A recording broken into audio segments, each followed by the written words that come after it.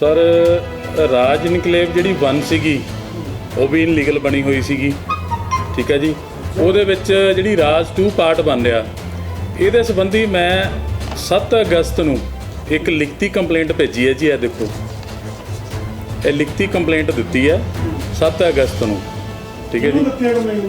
ਇਹ ਦਿੱਤੀ ਜੀ ਮੈਂ ATP ਸਾਹਿਬ ਨੂੰ ਦਿੱਤੀ ਹੈ, MTP ਸਾਹਿਬ ਨੂੰ ਦਿੱਤੀ ਹੈ, ਕਮਿਸ਼ਨਰ ਸਾਹਿਬ ਨੂੰ ਦਿੱਤੀ ਹੈ, ਇਹ CM ਸਾਹਿਬ ਨੂੰ, ਪ੍ਰਿੰਸੀਪਲ ਸੈਕਟਰੀ ਵਿਜੀਲੈਂਸ ਤੇ ਹੋਰ department director of local body. Ludhiana 'ਚ ਗਲਾਡਾ ਅਤੇ ਕਾਰਪੋਰੇਸ਼ਨ ਦੀ ਹਦੂਦ ਦੇ ਅੰਦਰ ਕੱਟੀਆਂ ਹੋਈਆਂ ਨੇ ਸੈਂਕੜੇ ਅਣਅਧਿਕਾਰਤ ਕਲੋਨੀਆਂ। ਇਕੱਲੇ ਵਿੱਕੀ ਤਬਨ ਨਾਮੀ ਕਲੋਨਾਈਜ਼ਰ ਦੀਆਂ ਨੇ 20 ਤੋਂ ਵੱਧ ਅਣਅਧਿਕਾਰਤ ਕਲੋਨੀਆਂ। ਖੁਦ ਕਾਰਪੋਰੇਸ਼ਨ ਦੇ ਅਧਿਕਾਰੀ ਮੰਨਦੇ ਨੇ ਕਿ ਇਹ ਕਲੋਨੀਆਂ ਨੇ ਅਣਅਧਿਕਾਰਤ। ਜਦੋਂ ਇਹਨਾਂ ਨੂੰ ਪੁੱਛੀਦਾ ਜੀ ਤੁਸੀਂ ਇਹ ਕੋਈ ਕਾਰਵਾਈ ਕਿਉਂ ਨਹੀਂ ਕਰਦੇ, ਫਲਾਣਾ ਅਫਸਰ ਦੀ ਉੱਥੇ ਡਿਊਟੀ ਲੱਗ ਗਈ ਜੀ, ਇੰਸਪੈਕਟਰ ਦੀ ਉੱਥੇ ਡਿਊਟੀ ਲੱਗ ਗਈ, ਜਦ ਕਿ ਉਹ 2-2 ਮੰਜ਼ਿਲਾ ਜਿਹੜੀਆਂ ਕੋਠੀਆਂ ਹੈਗੀਆਂ ਨੇ ਉਹ ਤਿਆਰ ਹੋ ਗਈਆਂ। ਜਦ ਕਿ ਏਰੀਆ ਇੰਸਪੈਕਟਰ ਦੀ ਡਿਊਟੀ ਇਹ ਬਣਦੀ ਸੀ ਵੀ ਜਦੋਂ ਉਹਨਾਂ ਦੀਆਂ ਨੀਆਂ ਸ਼ੁਰੂ ਕੀਤੀਆਂ ਗਈਆਂ ਉਦੋਂ ਹੀ ਕਿਉਂ ਨਹੀਂ ਰੋਕਿਆ ਗਿਆ।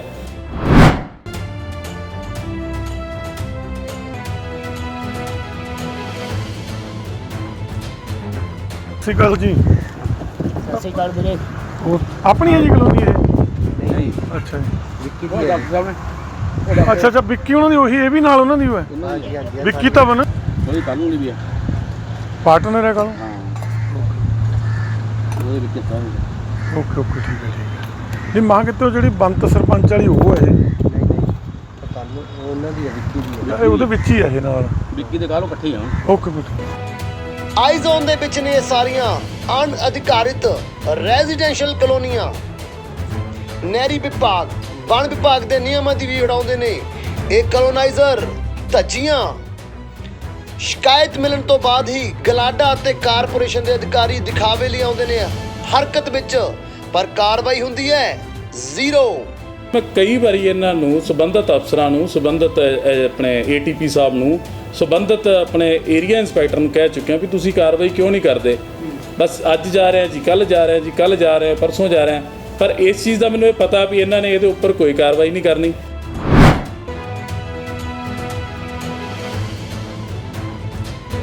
ਅਧਿਕਾਰੀਆਂ ਦੀ ਜਿਵੇਂ ਕਈ ਕਲੋਨਾਈਜ਼ਰਾਂ ਨੇ ਤਾਂ ਮੈਨੂੰ ਇੱਥੋਂ ਤੱਕ ਵੀ ਥ੍ਰੈਟ ਕਾਲ ਕੀਤੀਆਂ ਵੀ ਅਸੀਂ ਬੋਰੀ ਭਰ ਕੇ ਫਲਾਣੇ ਅਫਸਰ ਨੂੰ ਦੇਤੀ, ਫਲਾਣੇ ਨੂੰ ਦੇਤੀ, ਢਿੰਗਾਣੇ ਨੂੰ ਦੇਤੀ। ਮੈਂ ਨਾਂ ਨਹੀਂ ਲੈਣਾ ਚਾਹੁੰਦਾ ਕਿਸੇ ਅਫਸਰ ਦਾ ਵੀ, ਕਿਸੇ ਕਲੋਨਾਈਜ਼ਰ ਦਾ, ਪਰ ਮੈਨੂੰ ਇਸ ਸੰਬੰਧੀ ਕਈ ਮੇਰੇ ਆਫਿਸ ਆ ਕੇ ਵੀ ਮਿਲੇ ਮੈਨੂੰ ਵੀ ਅਸੀਂ ਜੀ ਉਹਨਾਂ ਨੂੰ ਪੈਸੇ ਦੇ ਦਿੱਤੇ ਆ, ਤੁਸੀਂ ਦੱਸੋ ਕੀ ਲੈਣਾ ਦੇਣਾ।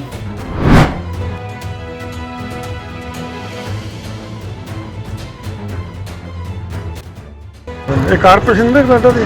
ਨਹੀਂ, ਕਾਰਪੋਰੇਸ਼ਨ ਪਾਸ ਹੈ ਕਿੰਨਾ? ਹਾਂਜੀ ਕਾਰਪੋਰੇਸ਼ਨ ਨੂੰ ਪਾਸ ਹੈ। ਹਾਂਜੀ ਵੈਸੇ ਕਿਹਨਾਂ ਦੀ ਹੈ, ਕਿਹਨਾਂ ਦੀ ਹੈ ਇਹ? ਰਾਜ ਦੀ ਹੋਈ ਹੈ ਯਾਰ। ਤੇ ਰਾਜ ਤਾਂ ਬੰਦੀ। ਹਾਂ ਹਾਂ।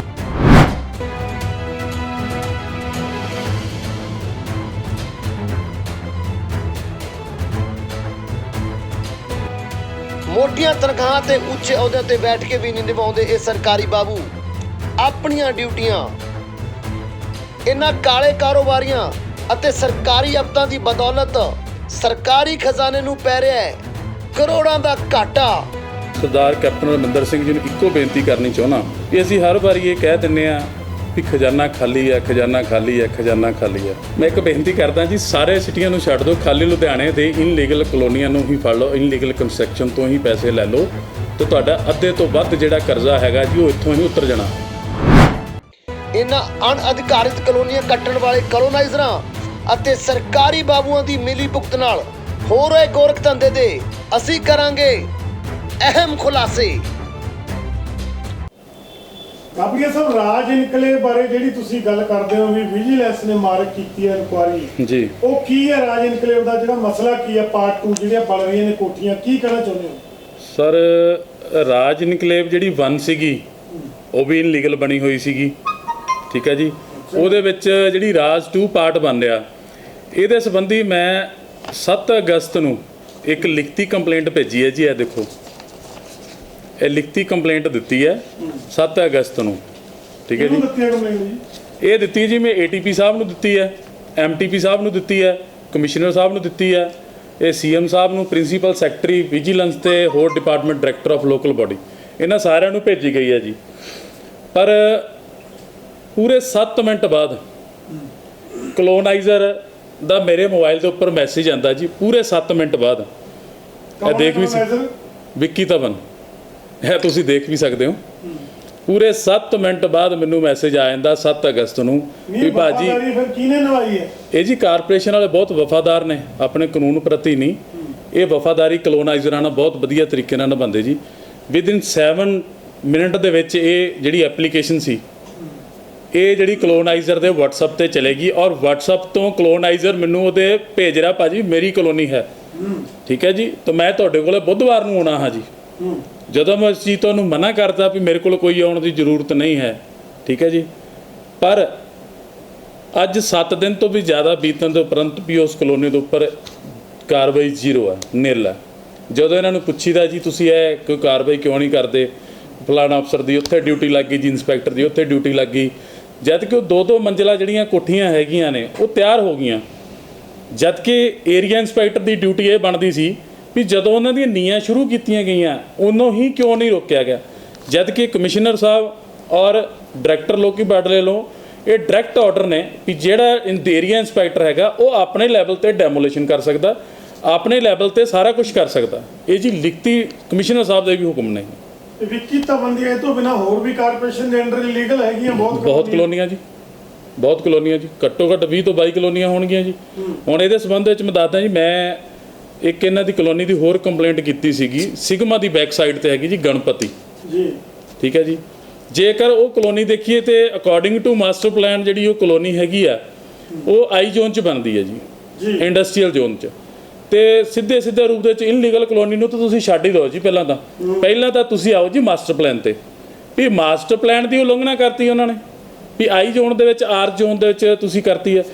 ਇਸ ਸੰਬੰਧੀ ਮੈਂ ਕਈ ਵਾਰੀ ਇਹਨਾਂ ਨੂੰ ਸੰਬੰਧਿਤ ਅਫਸਰਾਂ ਨੂੰ, ਸੰਬੰਧਿਤ ਆਪਣੇ ATP ਸਾਹਿਬ ਨੂੰ, ਸੰਬੰਧਿਤ ਆਪਣੇ ਏਰੀਆ ਇੰਸਪੈਕਟਰ ਨੂੰ ਕਹਿ ਚੁੱਕਿਆ ਵੀ ਤੁਸੀਂ ਕਾਰਵਾਈ ਕਿਉਂ ਨਹੀਂ ਕਰਦੇ। ਬਸ ਅੱਜ ਜਾ ਰਿਹਾ ਜੀ, ਕੱਲ੍ਹ ਜਾ ਰਿਹਾ ਜੀ, ਕੱਲ੍ਹ ਜਾ ਰਿਹਾ, ਪਰਸੋਂ ਜਾ ਰਿਹਾ, ਪਰ ਇਸ ਚੀਜ਼ ਦਾ ਮੈਨੂੰ ਇਹ ਪਤਾ ਵੀ ਇਹਨਾਂ ਨੇ ਇਹਦੇ ਉੱਪਰ ਕੋਈ ਕਾਰਵਾਈ ਨਹੀਂ ਕਰਨੀ, ਜੋ ਕਿ ਸਿੱਧੇ ਰੂਪ ਦੇ ਵਿੱਚ ਬਹੁਤ ਵਫਾਦਾਰ ਨੇ ਕਲੋਨਾਈਜ਼ਰਾਂ ਦੇ, ਠੀਕ ਹੈ ਜੀ। ਇਸ ਕਰਕੇ ਉਹਦੇ ਉੱਤੇ ਕੋਈ ਕਾਰਵਾਈ ਨਹੀਂ ਹੋਣੀ ਜੀ। ਫਿਰ ਇਹ 'ਚ ਵੱਡੇ ਪੱਧਰ ਤੇ ਮਿਲੀ ਭੁਗਤ ਅਫਸਰਾਂ ਦੀ ਕਾਰਪੋਰੇਸ਼ਨ ਦੀ ਜਾਂ ਗਲਾਡਾ ਸਾਰਿਆਂ ਦੀ? ਦੇਖੋ ਜੀ, ਥੱਲੇ ਤੋਂ ਲੈ ਕੇ ਉੱਪਰ ਤੱਕ ਸਾਰਿਆਂ ਦੀ ਮਿਲੀ ਭੁਗਤ ਆ। ਮੈਂ ਪਹਿਲਾਂ ਵੀ ਤੁਹਾਨੂੰ ਜ਼ਿਕਰ ਕੀਤਾ ਸੀ, ਇਹ ਕੋਈ ਛੋਟੀ ਮੋਟੀ ਚੀਜ਼ ਨਹੀਂ ਹੁੰਦੀ ਕੋਈ ਕਲੋਨੀ ਡਿਵੈਲਪ ਕਰਨੀ ਜਾਂ ਕੁਛ ਕਿਸੇ ਤਰ੍ਹਾਂ ਦੀ ਇੰਕਰੋਚਮੈਂਟ ਕਰਨੀ ਜਾਂ ਇਨਲੀਗਲ ਕੰਸਟਰਕਸ਼ਨ ਕਰਨੀ। ਇਹ ਤਾਂ ਸ਼ਰੇਆਮ ਦਿਖ ਰਿਹਾ ਹੁੰਦਾ ਵੀ ਇਹ ਇਨਲੀਗਲ ਕੰਸਟਰਕਸ਼ਨ ਹੋ ਰਹੀ ਆ। ਹੁਣ ਕਈ ਕਾਰਪੋਰੇਸ਼ਨ ਲਿਸਟਾਂ ਵੀ ਜਾਰੀ ਕੀਤੀਆਂ ਹੋਈਆਂ ਨੇ, ਆਪਣੇ ਪੱਧਰ ਤੇ ਲਿਸਟਾਂ ਜਾਰੀ ਕੀਤੀਆਂ ਨੇ, ਜਿਹਦੇ 'ਚ ਲਿਖਿਆ ਹੋਇਆ ਬਕਾਇਦਾ ਵੀ ਇਹ ਇਨਲੀਗਲ ਕਲੋਨੀ ਹੈਗੀ ਆ, ਠੀਕ ਹੈ, ਉੱਪਰ ਅਫਸਰਾਂ ਦੇ ਸਾਈਨ ਹੈਗੇ ਆ, ਸਾਰਾ ਕੁਝ ਹੈਗਾ ਜੀ, ਪਰ ਫਿਰ ਵੀ ਇਹਨਾਂ ਨੂੰ ਪਤਾ ਹੋਣ ਦੇ ਬਾਵਜੂਦ ਵੀ ਉਹਨਾਂ ਤੇ ਕਾਰਵਾਈ ਜ਼ੀਰੋ ਆ ਜੀ। ਮੁੱਖ ਮੰਤਰੀ ਸਾਹਿਬ ਨੂੰ ਕੁਝ ਕਹਿਣਾ ਚਾਹੁੰਦੇ ਹੋ? ਦੇਖੋ ਜੀ, ਮੈਂ ਸਰਦਾਰ ਕੈਪਟਨ ਅਮਰਿੰਦਰ ਸਿੰਘ ਜੀ ਨੂੰ ਇੱਕੋ ਬੇਨਤੀ ਕਰਨੀ ਚਾਹੁੰਦਾ ਵੀ ਅਸੀਂ ਹਰ ਵਾਰੀ ਇਹ ਕਹਿ ਦਿੰਦੇ ਹਾਂ ਵੀ ਖਜ਼ਾਨਾ ਖਾਲੀ ਹੈ, ਖਜ਼ਾਨਾ ਖਾਲੀ ਹੈ, ਖਜ਼ਾਨਾ ਖਾਲੀ ਹੈ।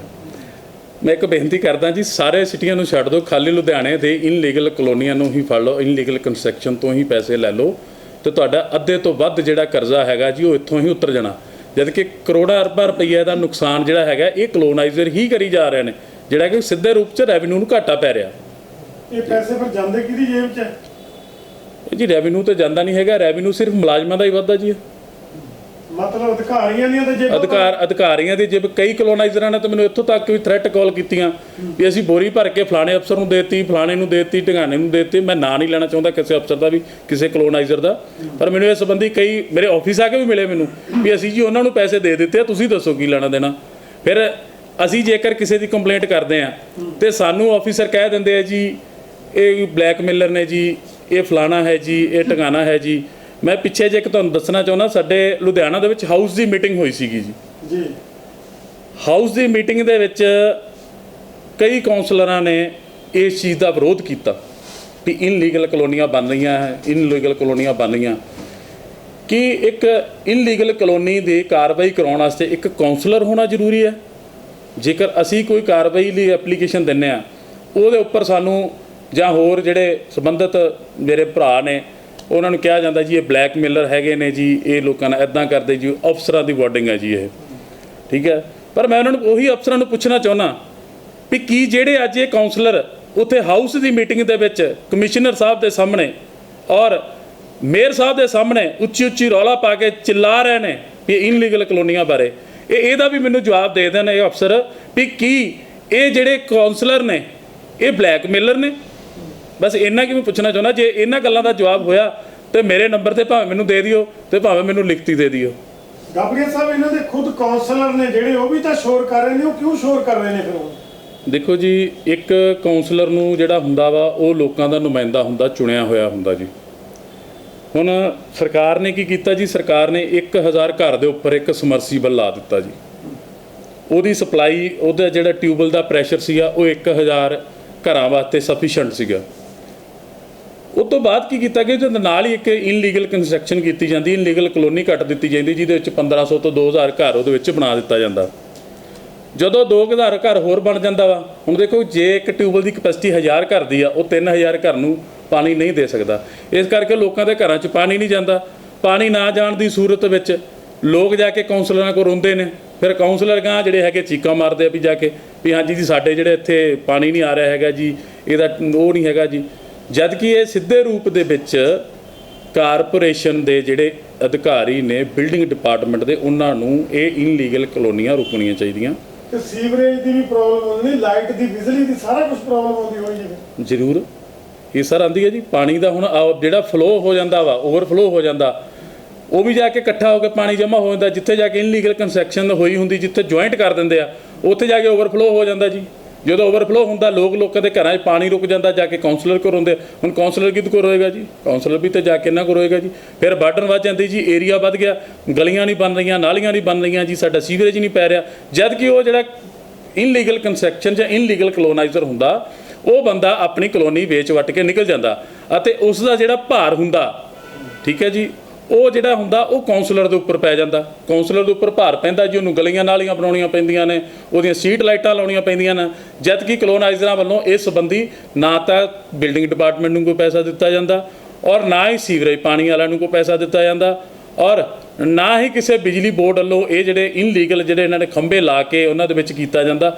ਔਰ ਸਟਰੀਟ ਲਾਈਟਾਂ ਜਿਹੜੀਆਂ ਹੈਗੀਆਂ ਉਹ ਲੋਕਾਂ ਦੀ ਡਿਮਾਂਡ 'ਤੇ ਫਿਰ ਕਾਉਂਸਲਰ ਨੂੰ ਪੂਰੀਆਂ ਕਰਨੀਆਂ ਪੈਂਦੀਆਂ। ਇਸ ਕਰਕੇ ਜਿਹੜੇ ਕਾਉਂਸਲਰ ਹੈਗੇ ਉਹ ਬਾਰ-ਬਾਰ, ਇੱਕ ਮੈਂ ਹੋਰ ਦੱਸਣਾ ਚਾਹੁੰਦਾ ਤੁਹਾਨੂੰ ਇਹਦੇ ਵਿੱਚ, ਇਹ ਚੀਜ਼ ਅਸੀਂ ਕਈ ਸਾਲਾਂ ਤੋਂ ਰੌਲਾ ਪਾ ਰਹੇ ਹਾਂ। ਕਾਉਂਸਲਰ ਤਾਂ ਅੱਜ ਇਹ ਗੱਲ ਨੂੰ ਰੌਲਾ ਪਾਉਣ ਲੱਗੇ ਨਾ ਜੀ, ਸਾਲ ਤੋਂ।